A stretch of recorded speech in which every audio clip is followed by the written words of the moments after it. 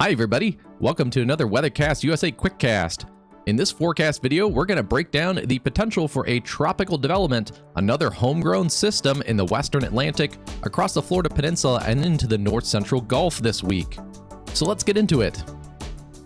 As you can see here, this is our visible satellite as of the midday hour here in the central time zone, and you can see we actually have a pretty developed system. And we do have a bit of an elongated area of low pressure. So right now it has not really closed off a central low. If that would be, it's in this area right about in there that has the best chance of closing off a little bit more of a organized low pressure. But right now it's a bit of a line of disorganized showers and storms.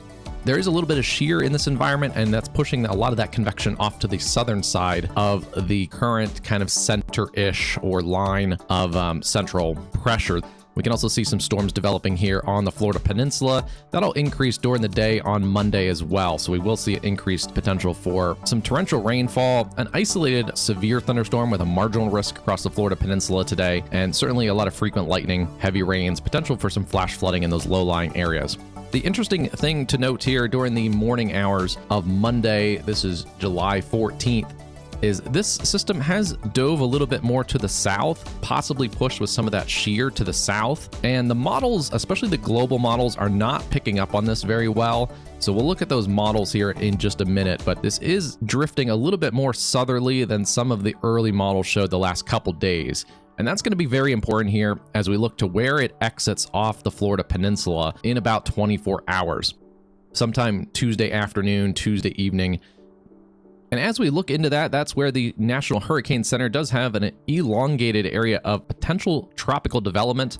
A lot of this the last couple days has not moved very much. The other day, they did have more of that into the western Atlantic. On Sunday, they erased that part of the western Atlantic, and interestingly enough, here on the latest National Hurricane Center update in about that midday hour for the central time zone, they did add an area across the Florida Peninsula. So this is a new addition here that I'm just now looking at compared to the morning forecast by the National Hurricane Center. So there's a potential here for some development in the next 12 hours to even 24 hours as it crosses the Florida Peninsula. And likely that is the National Hurricane Center looking at this system and seeing a little bit more organized convection than some of the models originally showed.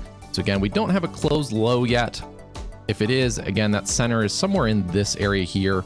And you can see all that convection off to the southern and western flank of that area of low pressure. But if this continues to organize through the day and we do get more of a closed off low, there's a potential this could even cross into Florida as a potential tropical system, likely a depression. It's running out of time to develop into a tropical storm. It would have to very quickly intensify on the east coast of Florida for it to reach tropical storm status later today, but potentially could have a depression crossing Florida late Monday into early Tuesday. And that's what I was mentioning earlier. One of the main factors for developing this system, and one of the big differences in the models right now, is where this exits the Florida Peninsula on the west coast of Florida. A couple of the models show it exiting between Tampa and Cape Coral down here on the Florida west coast. That would put it further out to sea. And it doesn't take a doctoral level scientist to see what will happen if it comes off further south. That's going to put the track a lot further south over the warm waters of the Gulf, giving it less land interaction and also more time over those open waters of the Gulf. Conversely, some of the models show it basically tracking more to the west, even a little bit to the northwest. That would come across northern and central Florida. Those models keep it kind of hugging the coastline. That's going to keep it a lot less developed. Mostly just a general wave of showers, thunderstorm activity, some gusty winds, and likely minimal tropical development if it comes off in that position. All of the models pretty much have it working to the generally towards the west-northwest. So there's agreement at least in the general direction that the models are taking. It's just where it comes off that Florida Peninsula. And then you can kind of get the sense that if it splits the difference, if it comes off the shore, say from about Tampa up towards Spring Hill, off the western coast of the I-4 corridor, that's where the models get a little bit even trickier because it can have possibly a little bit more land interaction, but also still have more time over the open water. So that's where you can get more variability And then down the road, we do have to pay attention. A lot of the models are starting to hint at it coming ashore somewhere between Mobile and Gulfport, down towards the mouth of the Mississippi. And at least yesterday, some of the models had it going all the way back into extreme eastern Texas or areas here in western Louisiana. So somewhere, especially from the central Gulf Coast back into the areas in the Texas Gulf Coast, I think those are the areas that we have to watch especially carefully as the system works out into the Gulf. I do also want to note that there is not a lot of water between where it comes off on the Florida Peninsula and some of those land locations around Gulfport, Bay St. Louis, New Orleans, down to the mouth of the Mississippi. So a couple of the models do have this intensifying fairly quickly, essentially rapid intensification after it comes off the Florida coast. So that is something to watch. Is tomorrow there's may not be a lot here in the Florida Peninsula or off the Florida coast, but by Wednesday or Thursday, you could have an impactful system possibly affecting areas along the mouth of the Mississippi. And the newest National Hurricane Center forecast does outline some of that increased chance of development sooner rather than later. For the first time since they've been watching this area, they have added a 20% chance of development in that 48-hour timeline. Until this latest update, that development chance has always been on the 7-day development chance, and it's been in that 20% range for the 7-day. So let's dive in a little bit more at the models and see what those details are. This is a look at the model depicting the jet stream for the next couple days, and you can see that jet stream is pushed to the north. It's pushed across the northern tier of the country and into Canada. That's typical this time of year in the summertime, where the jet stream is pushed to the northern tier of the country. That does allow opportunities for some of these homegrown systems like we potentially might see here in the next couple days. As I put this into motion, you can see that the jet stream does have a little bit of a dip in here. By the middle of the week, Tuesday into Wednesday, there's actually going to be a little bit of severe chance here in the upper Midwest and into the northern and central plains Tuesday and Wednesday. But that's going to help to pull any system that's down here in the Gulf a little bit further towards the north. So that's going to keep it from just crossing the Gulf completely. It'll start to pull it a little more towards the north. And that's what I was saying earlier. We do have to watch that area from the central Gulf Coast into about the Texas Gulf Coast, especially the eastern parts of the Texas Gulf Coast, for any kind of landfalling system, whether it's a depression, a storm, or even a hurricane. That's the general area that we're going to look for any landfall. And as I put it into motion, slow it down even a little further, we can see this model, the icon model, really intensifies this storm system. I'm using it because it really shows the positioning of that circulation. Whether it's this strong or not is debatable, but some of the modeling, especially the global models, the Euro and the GFS, really aren't even showing anything. So to be able to depict where this storm could potentially landfall, I'm going to use the icon for this. Most of the models do have a pretty good consensus here in the northern tier. The jet stream is going to stay to the north, more of a zonal flow, with a little bit of a dip coming in that Tuesday, Wednesday, Thursday kind of timeline. That dip in the jet stream moves into the Great Lakes on about Thursday, and that's going to help, again, pull this system, whatever it is at that point, up towards the north and west. This particular icon model takes it right about the mouth of the Mississippi, and it's been pretty consistent in doing so. And then from there, this model actually might be picking up on it pretty good. I don't know if that dip in the jet stream is going to be strong enough, that trough working across the northern tier, to really rip it out of there. So this model even keeps that system kind of working into the areas here in the lower Mississippi Valley still over the weekend. Potentially, that's going to increase the threat for flooding, for some isolated severe activity, potentially even some tropical tornadoes, especially if it is on more of the higher end tropical storm to a low end hurricane. If it's a little more of a depression or a low end tropical storm, it's going to probably be more like Chantal was, less of a tornado threat, more of a flooding threat. I think flooding is going to be a main threat either way, but yeah, depending on the severity of how this landfalls, that will increase or decrease the chances for severe weather. We don't see a big front that's going to sweep through and take this whole thing up and out. So that's something to keep our eye on as well.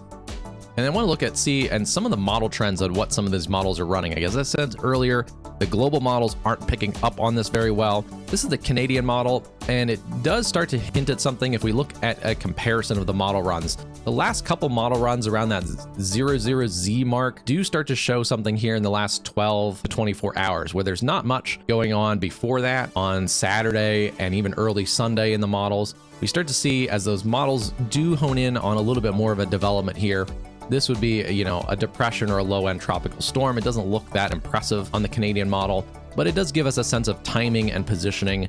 This one kind of takes it into that area. Actually, this model does take it more towards the north, so it really hugs the coast and it brings it into somewhere in that Mississippi Sound or mouth of the Mississippi area. And that would be one of the reasons why this model doesn't show a whole lot of development, taking that frothiness across the Gulf Coast.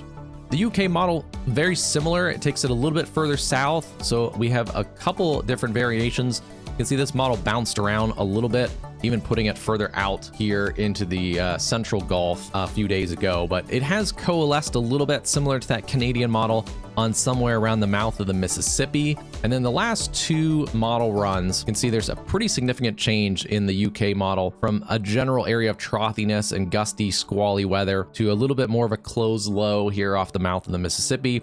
And on the latest run, a bit stronger of a closed low with a lot windier gusts. This would push some water, no matter what kind of strength it is. If it's somewhere in this lower end tropical storm force strength plus, it is going to push some water into some of those flood prone areas from the Florida Panhandle through the Mobile Bay and into the Mississippi Sound and southeast parts of Louisiana. So do keep that in mind if you have coastal interests from the Florida Panhandle through Alabama, Mississippi, and eastern Louisiana. And then there's the Icon. This model starts out a lot like the other ones. It does show a little bit more of a broader, organized something there. At least it shows a low pressure a couple days ago. In the last 24 to 36 hours, the Icon has really blossomed as showing a little more organized and a higher potential system. And you can see from once it developed that potential for a higher end system, it has not moved the trend much. The only bigger trend is just where the positioning is. On Sunday, I had it kind of off the coast of Louisiana, and then later on Sunday and early on Monday, those models have started to bring it a little bit more towards the north, possibly reflecting some more influence from that trough through the upper Midwest into the Central Plains. This model also does concerningly bring it as a stronger system into parts of southeast Louisiana, including the latest model run, even an uptick there, down below 1,000 millibars in the 994 to 990 range. So those have also come down. The general trend in this model has been a lower pressure, higher wind field. And with that, I do want to look at some of the members of this model.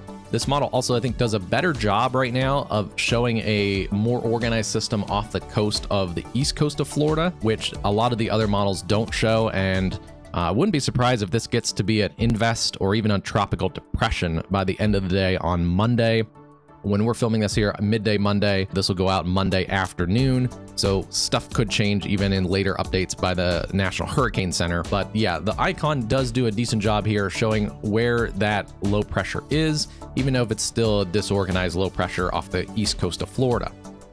And this also does show, it brings it to the south first and then starts to turn it towards the west here around the space coast of Florida. This would be later overnight Monday into early Tuesday. So we do have to kind of watch that, and that's what I was also mentioning earlier, is some of the models, even the Icon that seems to be capturing this a little bit better right now, is still a little, maybe a little bit further to the north, depending on where this goes. If the center is right about there, they would basically have to go to the west for it to cross where the Icon, some of those latest runs say it's going to cross. Again, it's maybe positioned to go a little bit more south towards Port St. Lucie, even towards West Palm Beach potentially, and that would bring it further south into areas of southern Florida and further out over the Gulf. These models are definitely not law. They give us an idea of what's going on, but they interpret data differently, and they also interpret data with different runs as more data gets added to them. So we'll definitely see. Model particularly does have it kind of broadening out a little bit as it crosses Florida, which all of the models do. Some of the models even have it. Some of the global models have it totally breaking down over Florida. And I do think those models are overdoing the land interaction with Florida. The models that are completely shredding it apart across Florida, it's only going to be on Florida for a day or so. So by the time we get into late Tuesday, early Wednesday, that's where we see this Icon model showing it here off the coast of Tampa, basically west of Tampa. And then that's where we start to get really interesting here. If it is in somewhat of a position like this, where we do see most of the ensemble members are around that area west of Tampa, there's still a couple that are up further along the Big Bend. Those would reduce the potential of development. There's some that are even further south off the coast of Fort Myers. Those would potentially increase the chances of development. But if it's in this general area, I think there's a decent chance of developing it. More than that 48-hour 20% chance, and also more than that 30% chance on the current 7-day outlook by the National Hurricane Center. And as we track that out, we can see it does hone in on that area along the mouth of the Mississippi. This particular model, the average brings it as basically a tropical storm, over 1,000 millibars. But there are, again, some of the members bring it as a higher end tropical storm, as a low end hurricane. Other members bring it as a low end tropical storm or depression. But this model is doing, I think, a pretty good job depicting on where it will go. It's getting shoved by a high pressure, a Bermuda high off to the western Atlantic. That's pushing that area to the west. And then we have that dip in the jet stream up in the northern plains, the upper Midwest. That's going to help pull it to the north. So that's why we get that more general northwest track, especially kind of coming west first. And then as that dip starts to swing in, that's where we start to get more of a pull towards the northwest. And unfortunately, that may happen kind of right over this area here, Mississippi into areas here in southeast Louisiana. This is one of the latest model runs here, the 00Z of the icon. Again, we can see it developing that system as it crosses Florida, and then very rapidly developing as it closes in on southeast Louisiana. Again, this is just one run, but I think it's basically stayed fairly consistent to this run. The difference is being some slight positioning, where it landfalls, and then also the intensifying trend compared to the last couple runs. The Weather Prediction Center does also note a more concentrated area of precip. So you can see here a pretty good general area of a couple inches of rain in that 2 to 4 inch kind of rainfall totals, with some areas, especially on the west coast of Florida, towards that 5 to even pushing 6 to 8 inches of rain in some spots. This model is not going to pick up on the localized impacts, so don't look at your exact location. This model just gives a depiction of the general rainfall. We saw that last week before the Texas flooding disaster. Is this kind of model only is predictive in a general area. It does not show localized impacts. It won't show things like the interaction between storms in the bands of the disturbance and how they interact with sea breeze fronts and squeeze out every little last drop. So especially in Florida, there's a bunch of small scale features going on that can lead to some heightened flash flood potential and additional rainfall. This model does take that over towards with a couple inches of rain, at least into southeast Louisiana or the coastal areas of Alabama, Mississippi, and also the Florida Panhandle, with at least a couple inches of rain, potentially here in southeast Louisiana, southern Mississippi, southern Mobile County, potentially in that 4 to 6 inch kind of rainfall. That would be also dependent on where the exact track of this location goes. And then it does take some of that rain, at least an inch or two, up into parts of central Louisiana. And this is where some of that model guidance, we're going to have to get new model data. If it does push more towards the west, this would increase the rainfall in eastern Texas. If it stays more in that track towards the Mississippi Sound, it may push some of the rainfall even away from Texas. So we do have to keep our eye on both scenarios here forward in the next couple days. This is one of the global ensembles that it gives you the difference between the icon versus some of the global models. And really the GFS and the Euro model are very similar to this. We can see those ensembles do show that low off the coast of Florida, off the east coast of Florida. And then they do show a broadening as it crosses Florida. This one also taking it to the west. So we know that's wrong already. For that to be accurate, this would have to come back up across Florida, and we don't see it doing that. It's likely either going to go west or southwest before crossing Florida. So the possibility of this coming ashore towards Jacksonville is very minimal, unless it somehow recenters way over here, which it's not likely to do since there's a shear environment. If there's any kind of recentering, it could potentially be further south, as that shear pushes the convection to the south, and that would accentuate that southern movement of the system. And from there, this model bounces around a little bit with that location. It actually bounces it back and then over central Florida.